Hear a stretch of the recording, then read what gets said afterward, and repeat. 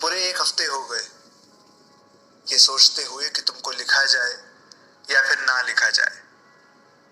दरअसल मैं तुम्हें नहीं लिखना चाहता था, बिल्कुल भी नहीं। लेकिन जब तक तुमको लिखूंगा नहीं, तुम पूरी तरह से मेरे दिमाग से नहीं निकल सकती हो।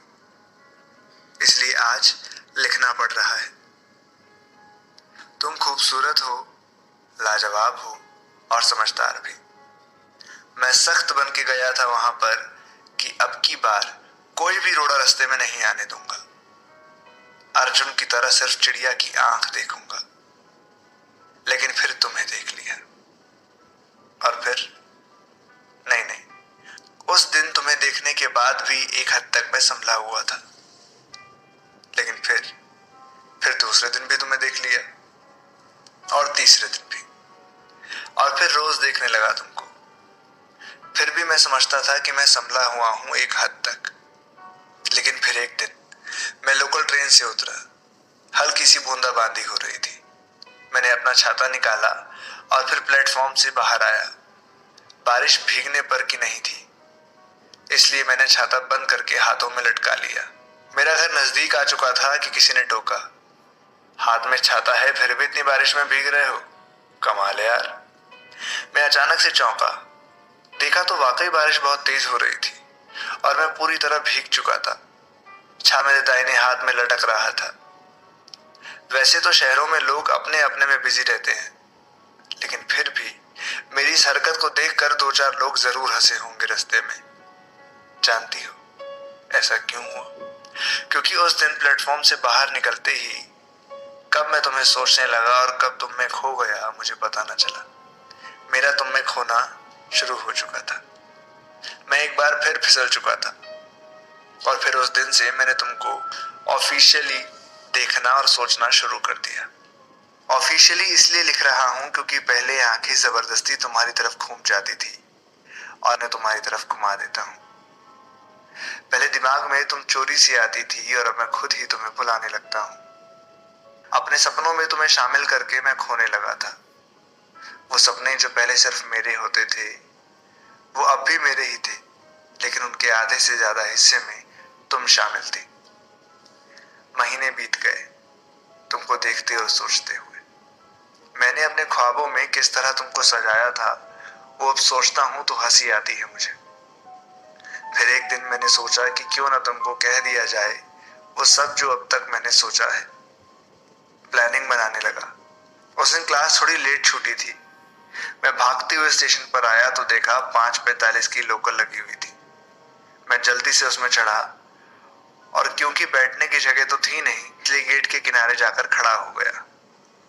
मैंने अपना मोबाइल निकाला ही था और उसमें ईयरफोन लगाया ही था कि तभी मैंने तुम्हें देखा मेरी तरफ आते हुए। मैं मुस्कुराया। मैं मुस्कुराया तुमको देखकर और शायद तुम भी मुस्कुराई थी। तभी तुम्हारे कंधे पर किसी ने हाथ रख दिया। मैं दिल मिलाया, लेकिन तुम मुस्कुराती रही। फर्क इतना था कि अब तुम उसको देखकर मुस्कुरा रही थी। उस लड़के को अब सिर्फ तुम्हारा दोस्त समझा था, लेकिन आज गलतफहमी दूर हुई। थोड़ी देर में ट्रेन की भीड़ बढ़ गई और तुमने उसकी बाहों में सर डालकर सोने का नाटक किया। वो ख्वाब बिखर गए थे। उस दिन काफी कुछ टूट गया था मेरे भीतर। वो ख्वाब बिखर गए थे। उस दिन काफी कुछ टूट गया था मेरे अंदर। हकीकत के सामने ख्वाब किस तरह टूटते हैं उस दिन पहली बार महसूस किया था मैंने। मेरा गला सूख रहा था और आंख में आंसू आ चुके थे। ट्रेन ने तेज स्पीड पकड़ ली थी।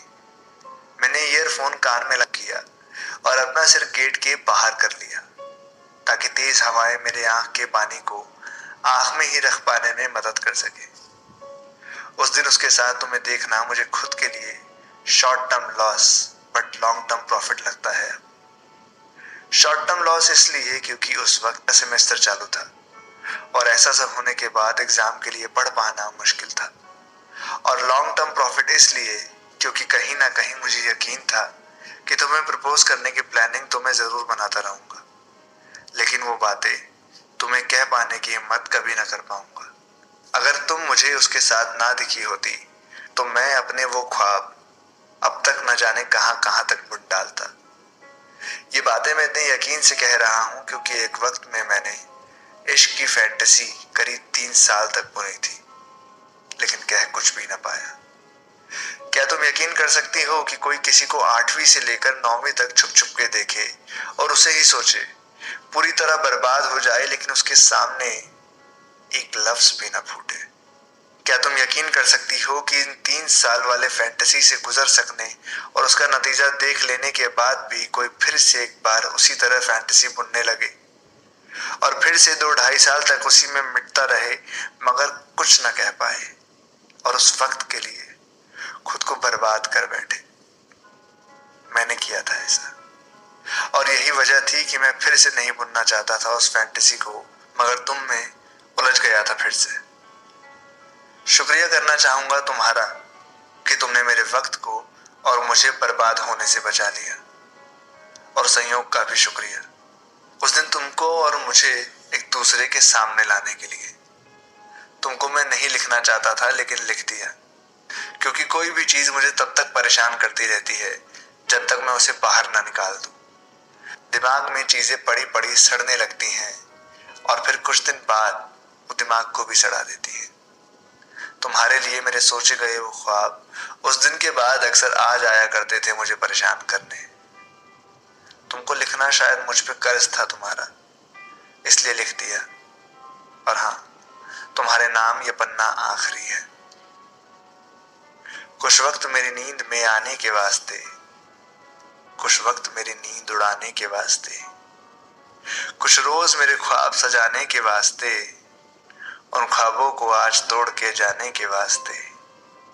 शुक्रिया मेरी जिंदगी में ना आने के वास्ते, शुक्रिया मेरा वजूद लौटाने के वास्ते। शुक्रिया फिर से।